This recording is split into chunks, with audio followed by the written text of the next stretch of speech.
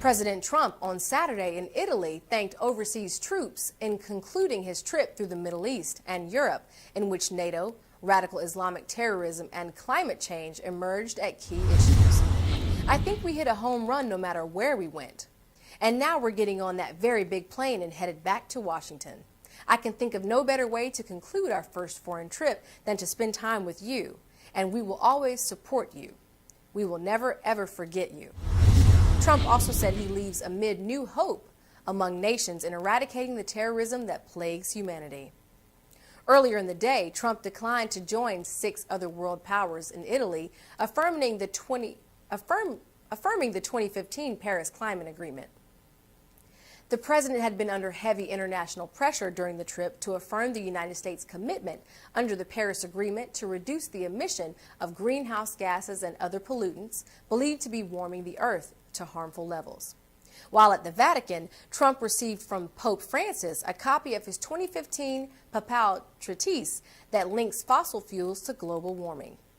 And he was pressured about the climate deal after leaving the Vatican when attending NATO and the European Union meetings in Brussels with other world leaders. Trump began his trip Saturday in Saudi Arabia before going to Israel and 3 European countries.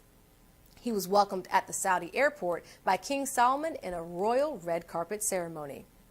During his trip, Trump also touted a renewed commitment by NATO's member to spend more on defense. Many NATO countries have agreed to step up payments considerably, as they should. Money is beginning to pour in. NATO will be much stronger, he said. Trump was referring to a vow by NATO countries to move towards spending 2% of their gross domestic product on defense by 2014. Only 5 of NATO's 28 members meet the target: Britain, Estonia, debt-laden Greece, Poland, and the United States, which spends more on defense than all the other allies combined. Darnell Ferguson, founder and owner of Super Chef's restaurant, knew early on what he enjoyed and what he wanted to do. It was while attending vocational school that he realized how much he enjoyed cooking.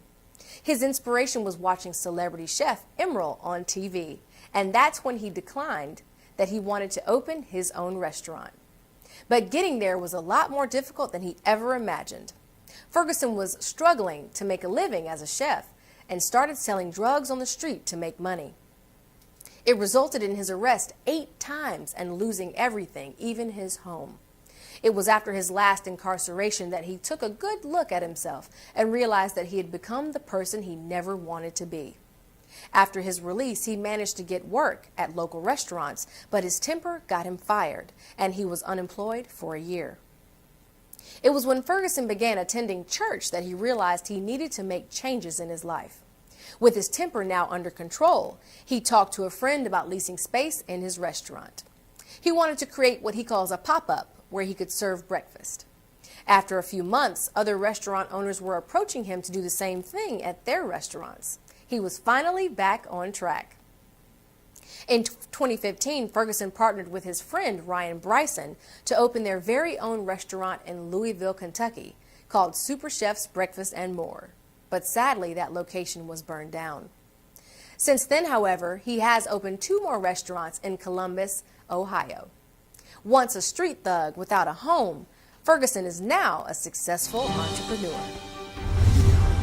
Thanks for joining me today. I'm Brittany, and stay tuned for more breaking news on your Onyx News Network.